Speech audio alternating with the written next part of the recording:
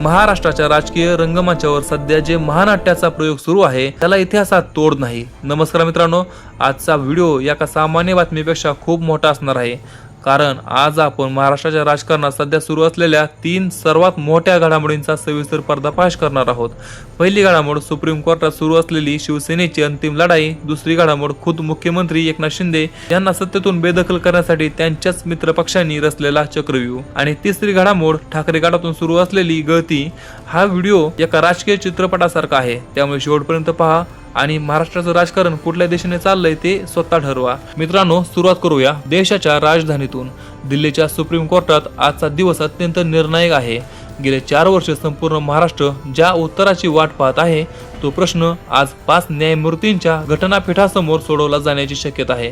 प्रश्न एकच आहे, खरी शिवसेना कोणाची? न्यायमूर्ती सूर्यकांत यांच्या अध्यक्षतेखाली सलग 5 तास युक्तिवाद चालणार आहे। येथे कोर्टासमोर फक्त पक्ष कोणाचा हा प्रश्न नाही, तर आमदारांच्या अपात्रतेचा मुद्दा, विधानसभा अध्यक्षांनी घेतलेले निर्णय आणि निवडणूक आयोगाची कार्यपद्धती या सर्व गोष्टींची झडताझडती होणार आहे। जर कोर्टाने आज चिन्ह गोठवण्याचा निर्णय घेतला तर दोन्ही गटांना शून्यातून सुरुवात करावी लागेल। जर चिन्ह ठाकरेंना दिलं तर शिंदे सरकार कोसळण्याचीही वेळ येऊ शकते, आणि जर नेहमीप्रमाणे फक्त तारीख मिळाली तर जनतेच्या पदरी पुन्हा निराशाच पडेल। आजचा हा निकाल लोकशाहीचे नवे नियम लिहू शकतो। आता दिल्लीतून येऊया थेट महाराष्ट्राच्या ग्राउंड लेव्हलवर। मित्रांनो, कॅमेऱ्यासमोर सत्ताधारी पक्ष आम्ही सगळे एक आहोत, महायुती भक्कम आहे असं सांगत असेल तरी पडद्यामागे एक अत्यंत वेगळाच खेळ सुरू आहे। कल्याण डोंबिवलीमध्ये जो राजकीय प्रयोग शिंदेनी भाजपला रोखण्यासाठी केला होता, तोच प्रयोग आता भाजपने शिंदेवर उलटवला आहे।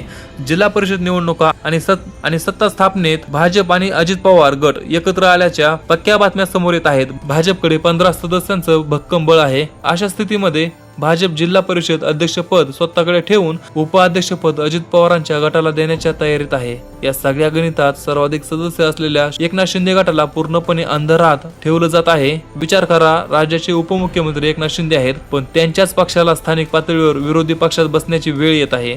अलिबागमध्ये भाजप आणि राष्ट्रवादीचे कार्यकर्ते आनंदोत्सव साजरा करत आहेत, तर दुसरीकडे शिंदे गटाच्या गोटात स्मशान शांतता आणि अस्वस्थता पसरली आहे। या सगळ्या धामधुमीत आणखी एक घटना घडली, ती म्हणजे ठाकरे गटाच्या एका माजी खासदाराचा शिंदे गटातील प्रवेश।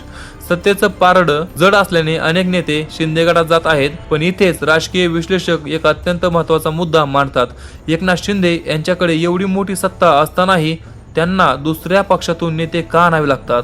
याचं कारण म्हणजे पक्षाची मूळ ताकद आजही मातोश्रीची जोडलेली आहे। नेत्यांना विकत घेता येतं किंवा सत्तेचं आमिष दाखवता येतं, पण सामान्य शिवसैनिकाची विचारधारा बदलणं सोपं नाही।